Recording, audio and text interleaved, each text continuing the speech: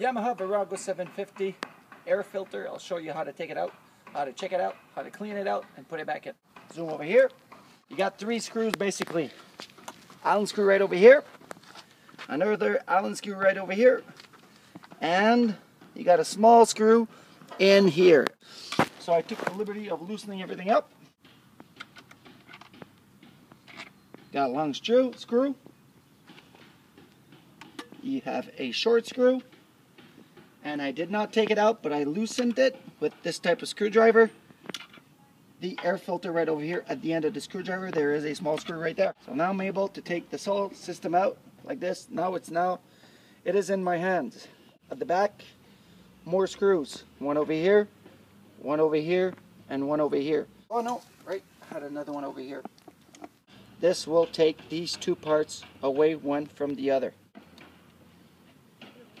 I always make sure that I put the same screws in the proper position, meaning if I took this one out of there, I'm going to put this one back in there. I'm not going to screw them up. Word game. Very long. There you go. Open it up. There's your air filter right there. In order to take the air filter out, you have a couple of screws. One over here. And these you do not have to take out. Only loosen this one, take it out, and it will pop out. Just by looking at it, I can see that my air filter is used. You can either clean it out or you can buy a new one. If you buy a new one, it'll jack you up for about 15 bucks for a brand new air filter. Oh shit. And lift one side and simply take it out. This is only the housing. If I take a look at the air filter, aim it at the sky, you see a bit of light going through. This means that the air filter is still good, but it's going to need either cleaning or changing. If I would not be able to see those white lines, that means that the air filter is completely clogged up. But this one I could say is about 50% clogged up. Just take a can of air, compressed air, push it against the air filter. This will blow everything out. It'll clean your air filter out, or replace the air filter for about 15 bucks. Commencez du début. Air filter. Hook it in there like that. Push it down. Align the hole. Put the screw back in. Okay. Now this is only a metal screw with plastic. So don't do it too tight. You're going to break everything in here. So the filter is back in its proper position. Got to put the housing back on it. Make sure that your seal is properly aligned. This can be replaced. I know I have to change mine because this one is getting sort of loose. This will prevent, see, right over here it's really tired, prevent air from coming in except for the front side right over here. That's the air intake. You don't want air going through here. So basically, make sure your seal is properly aligned and put the housing back in its proper position. Once you got that done, longest screw right over here. Okay.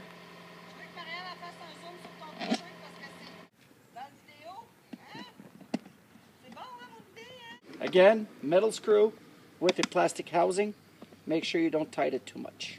Metal screw, plastic housing, make sure you don't tighten it too much. Basically, you tighten it until you can't turn anymore and give it about a quarter turn.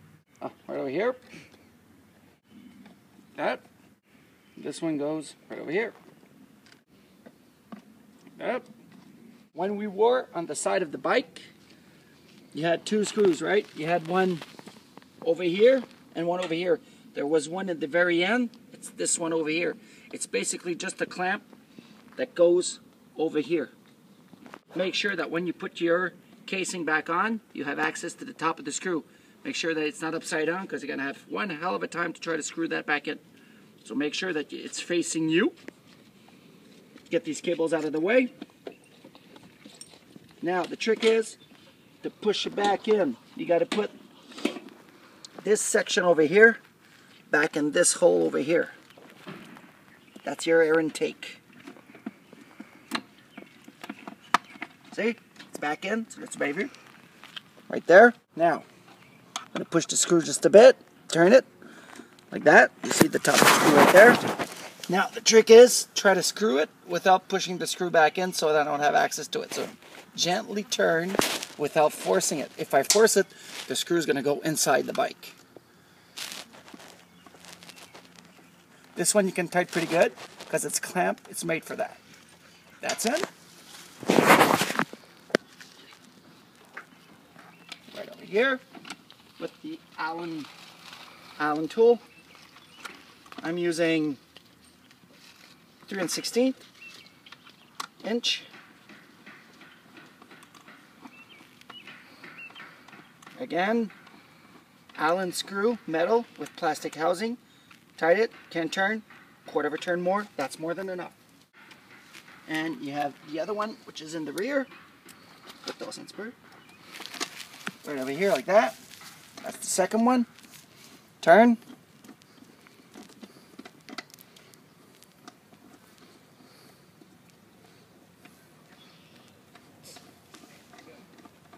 All the way in. And quarter of a turn. That's how you change your air filter, how you check it out. You can either clean it out, or it's pretty cheap, about 15 bucks. You get a new air filter in. That's how you do your job. There's only one air filter. The other side is basically just decoration. If you take a look at the other side of the bike, you got this section here. Similar to the other side, but it's basically just for decoration. There is nothing there as for an air filter. You only have the one on the right side, which is the brake handle side.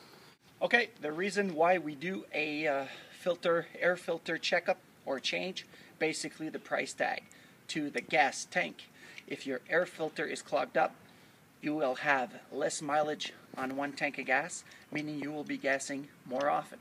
This is the reason why we have to check your air filter, either clean it out or change it. It's basically just to check your money, keep it in your pocket, not all in your gas tank. Basically, on a Virago 750 1995, you're supposed, I hit about 220 kilometers per tank, which is about 132 miles per tank. If the air filter would be clogged up, I would hit maybe 180, 185 kilometers, which is about 110 miles per tank. So it does make a difference. Any questions, let me know. Ride safe.